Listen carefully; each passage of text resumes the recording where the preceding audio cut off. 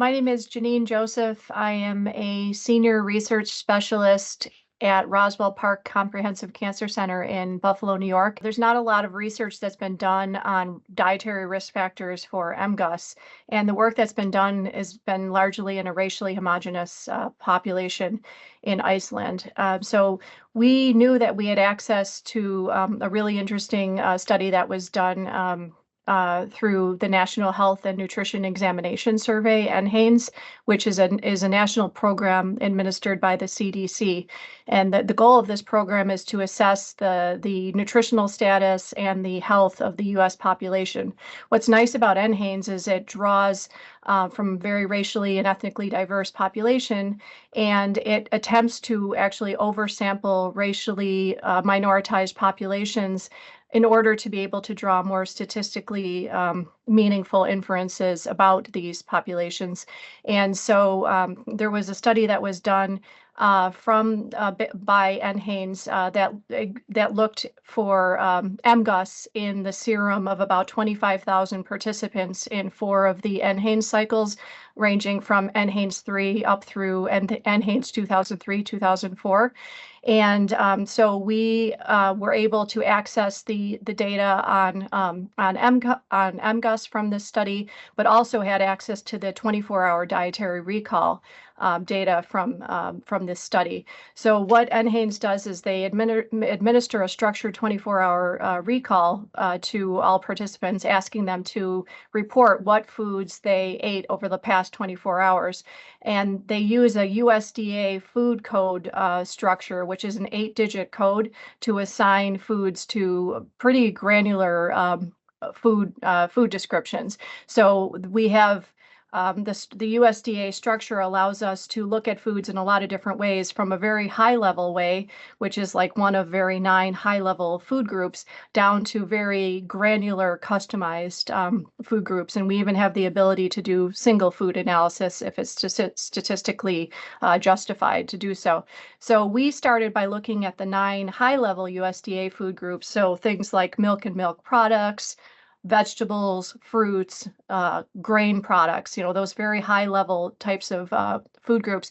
And then we designed some food groups of interest where, for example, with vegetables, we saw a suggestion of an association, or we saw an association overall. So we drilled down and designed food groups like tomatoes or cruciferous vegetables or starchy vegetables, things like that.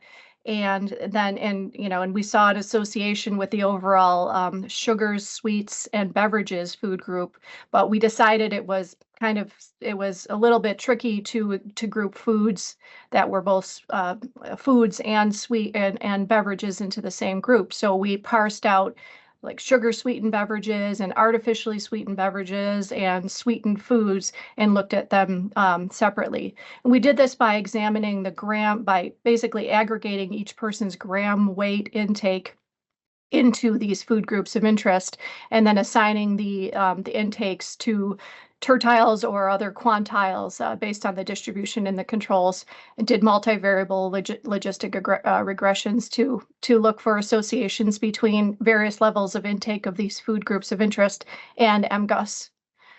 So it was kind of a mix of high-level food groups that we looked at and customized food groups of interest. We saw several significant associations for several food groups. The most notable were whole grains, fruits and vegetables, fruits alone, vegetables alone, and among the vegetables, tomatoes and cruciferous vegetables had the most marked inverse associations with MGUS, meaning higher levels of intake were associated with lower odds of MGUS. And among for the food groups that we saw direct associations with MGUS, most of them were actually focused on the sweetened beverages. So sugar-sweetened beverages, soft drinks, sugar-sweetened soft drinks, artificially sweetened soft drinks, cola, and sugar-sweetened tea. And the most marked associations among those were for artificially sweetened soft drinks and cola were associated with between approximately a 50% higher odds of MGUS. And we also saw a suggestion of an association for intake of processed meat with MGUS, specifically low-risk MGUS. So these findings were, a lot of these findings were consistent with a study that was done in an Icelandic population, which, as I said, is a more racially homogeneous population.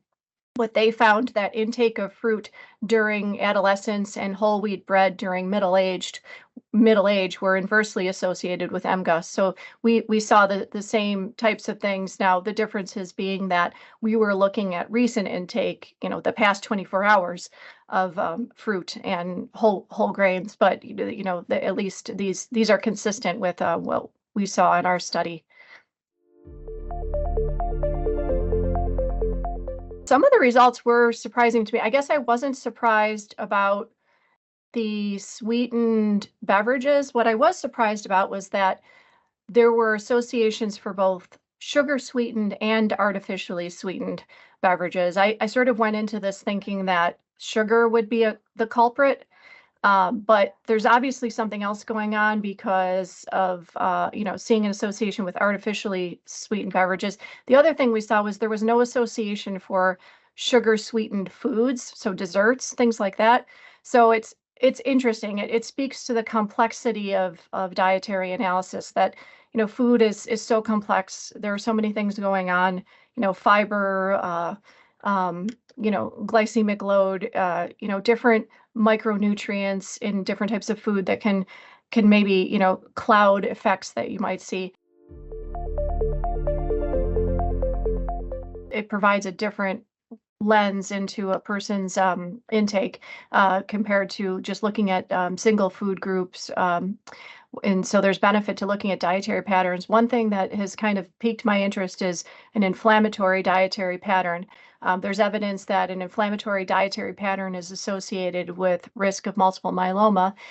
So what I would like to do for my next steps is try to craft an inflammatory dietary pattern measurement using the NHANES data and examine this in relation to risk of MGUS, because it's not enough to just look at intake of broccoli or intake of red meat or intake of cola.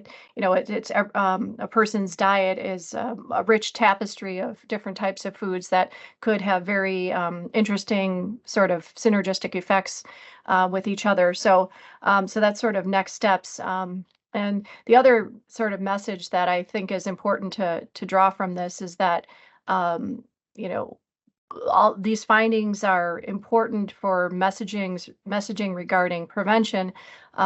There's a lot of research that shows that certain, like cruciferous vegetables, for example, contain certain compounds, isothiocyanates, that have been shown to really be important in prevention of, for example, non-muscle invasive bladder cancer turning into muscle invasive bladder cancer.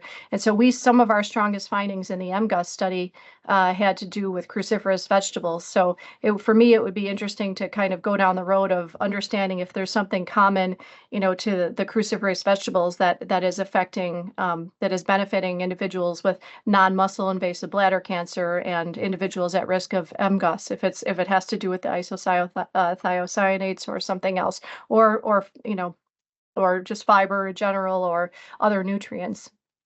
So, but the point is that this research benefits the field of cancer prevention.